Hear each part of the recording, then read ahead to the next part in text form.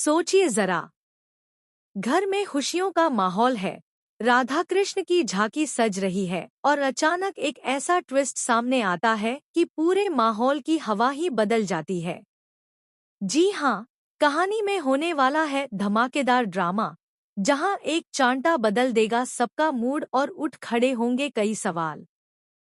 असल में बात शुरू होती है वहां से जब मासा राधा के कपड़े दिव्या के लिए अलग रखती हैं। लेकिन यह राज सारिका और चंद्रिका तक पहुंच जाता है। पहले ही नाराज चल रही चंद्रिका के गुस्से में जैसे आग में घी पड़ जाता है, क्योंकि वो जानती है कि अगर वसुधा राधा बनी तो उनके बेटे की चमक कम हो जाएगी, और यही बात उनके अहंकार को बर्दाश्त नहीं होती। दूसरी ओर वसुधा तैयार होकर मंच पर आती है। तभी अविनाश देख लेता है कि वसुधा ने वही कपड़े पहन लिए हैं जो असल में दिव्या के लिए थे।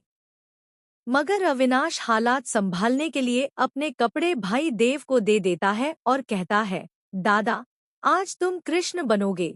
और वहीं से बदल जाता है पूरा माहौल। मंच पर वसुधा राधा बनती है और देव कृष्ण। यह दृश्य देखकर दिव्या थोड़ी हैरान तो होती है, लेकिन अविनाश उसके पास आकर समझाता है कि इस बार यह मौका किसी और को मिला है, इसलिए उसे परेशान होने की जरूरत नहीं। दिव्या भी आखिरकार मुस्कुरा देती है और राधा कृष्ण को देखकर सबके चेहरे खिल उठते हैं। लेकिन खुश होने वालों में से एक नाम गायब था, चंद्रिका।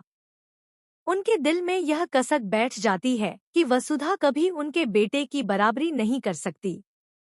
जैसे ही वे गुस्से में आगे बढ़ती हैं, एक बुजुर्ग महिला उन्हें रोक लेती है और कहती है, बेटी, यह सब भगवान की मर्जी से हो रहा है। अगर वसुधा राधा बनी है तो इसमें भी कोई भलाई छिपी होगी।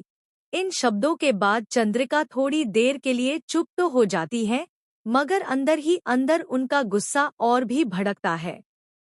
पूजा होती है, रासलीला होती है और सब कुछ शांति से खत्म हो जाता है। लेकिन जब सब लोग चले जाते हैं, तभी चंद्रिका अपना असली रूप दिखाती है। वो वसुधा के हाथ से बांसुरी छीन लेती है और ताने मारते हुए कहती है, याद रखना, तुम हमारे बेटे की बराबरी कभी नहीं कर सकती। वो इस घर का असली वारिस है और तुम चाहे कितना भी कर लो, उसकी जगह कभी नहीं ले सकती। वसुधा शांत स्वर में जवाब देती है कि उसे तो ये कपड़े सावित्री बुआ ने दिए थे। तभी सावित्री सामने आकर सारा सच बता देती हैं। इन कपड़ों के पीछे सारिका का हाथ था। उसी ने मुझसे कहा था कि वसुधा को राधा बनाना है। यह सुनते ही चंद्रिका का गुस्सा और भड़क उठता है। अब जो होने वाला है वो यकीनन सारिका की जिंदगी बदल कर रख देगा। तो दोस्तों, अब सवाल यह है कि इस सच के सामने आने के बाद चंद्रिका का अगला कदम क्या होगा? और आखिरकार इस पूरे खेल में सबसे बड़ा नुकसान किसका होने वाला है? ये सब देखने के लिए जुड़े रहिए, क्योंकि आने वाले एपिसोड्स में ड्रामा होने वाला है और भी जबरदस्त। तो बताइए, आप कितने एक्साइटेड हैं इस नए ट्विस्ट के लिए?